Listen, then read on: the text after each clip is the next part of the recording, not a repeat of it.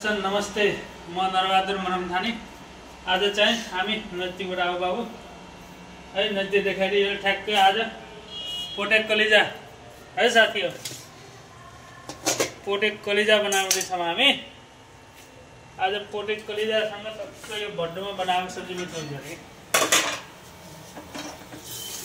त्यसमा भाइ अझै नमक मिर्च हल्दी हाल्ने छ। के राखेको छ नि यसरी नमक हल्दी लाल मिर्च गरम मसला दालचिनी अजवाइनहरू कुटेका मसला है साथी। यस्तो मिठो हुन्छ नि सबै यसरी बनाउँदैछौँ। बनिसकेपछि यता चाहिँ टमाटर ग्रेन गरेर छ, पिसिया छ। हेर्नुहोस् यसलाई त्यसै गरी टमाटरले पिसेर टक्क टमाटर पिसेको यो त्यसरी हालिन्छ। हेर्नुहोस् टमाटर पिसेर हालिन्छ। त्यसपछि फेरि एकदम मिठो हुन्छ, एकदम मिठो हुन्छ। हजुरहरूलाई स्वागत छ मेरो सानो मिनी भ्लगमा।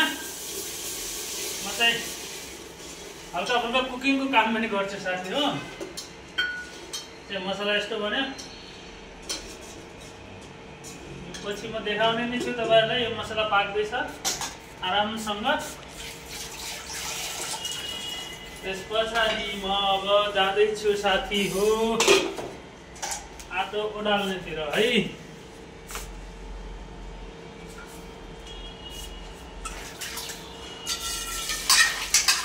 भाँडा पनि माझ्नुपर्छ, त्यही भएर चाहिएको बर्तनहरू पनि माझ्नुपर्छ भने यसरी चाहिँ हामी आटो उडाल्ने कार्यक्रममा पनि छौँ भने त्यो पानीलाई अलिक निकाल्नुपर्छ, पछाडिबाट राख्दा ठिक हुन्छ।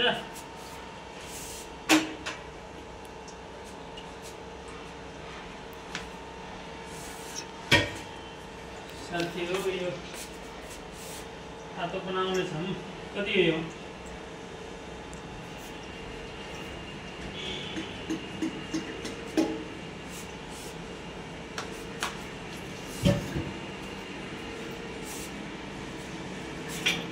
आटो यसरी बनाइन्छ साथी हो। नजिक आएर देखाइदियो भाइ। हाम्रो माननीय शिक्षा मन्त्री महावीर पुनले पकाए जस्तै होइन, यो अलिकति फरक तरिकाले पकाइन्छ।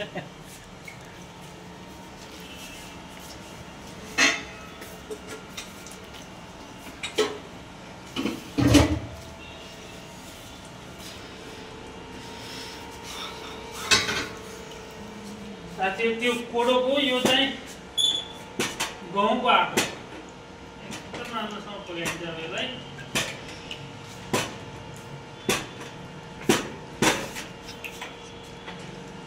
यसलाई लस्काउनु पर्छ, फेरि तल बसालेर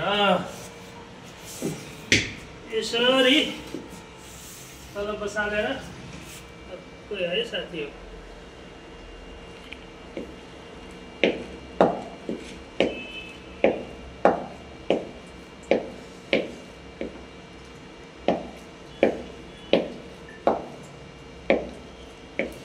आटा खाएको ज्यान हो कि कहाँ त्यो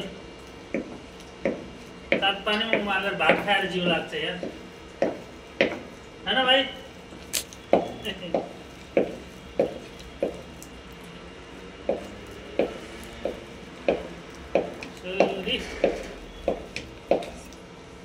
आज चाहिँ छुट्टी थियो साथी हो। विशेष गरेर केही विशेष कामको लागि छुट्टी मारेको थिएँ कम्पनीमा। त नत्र 12 घन्टा ड्युटी छ, गाउँको आटो खानुको लागि होइन है सर।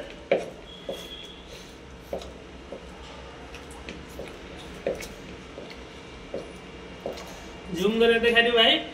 गाउँको आटोको पुरा यो घि निक्ल्यो, यस्तै निक्लिन्छ।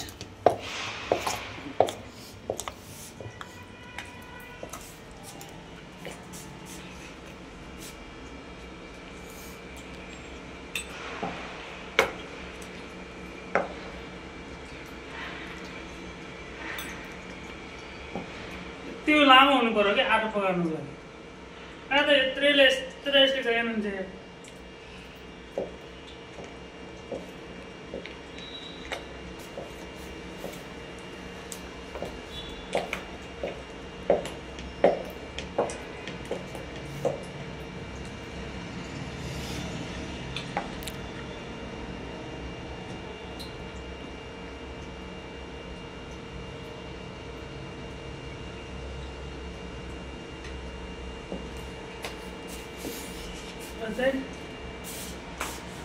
यहाँ आगे इसको व्यवस्था पछि गरौँ न। अब यो अलिक पानी राख्नुपर्छ, नत्र भने फेरि जड्छ, आस्न जल्छ। आस्न नजलोस् भन्नुको लागि यसलाई उम्साउनु पर्छ।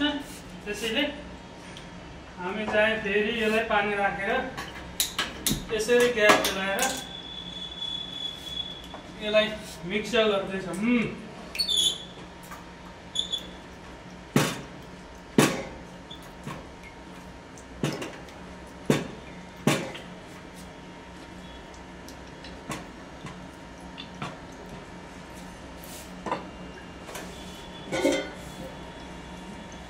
यो चाहिँ मासुको तडका बनिन्छ।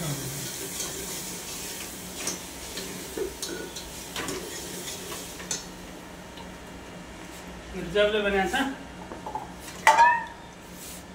हल्का यसमा पानी राखिदिने।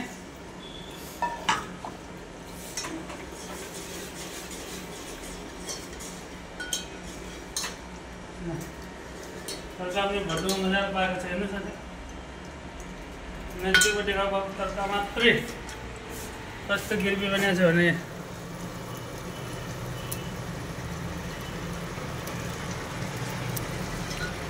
तल पुरा छटपटाइदिन्छ। अब यहाँ मासु राखिन्छ। यो चाहिँ एकदम मनपर्ने कलेजी हो।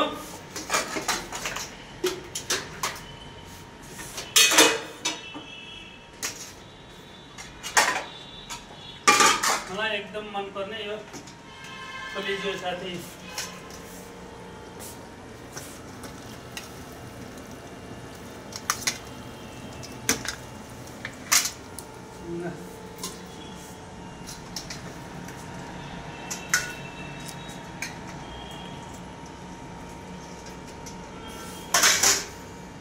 अब यो कस्तो हुन्छ बनिसकेपछि फेरि हामी तपाईँहरूलाई देखाउने नै छौँ।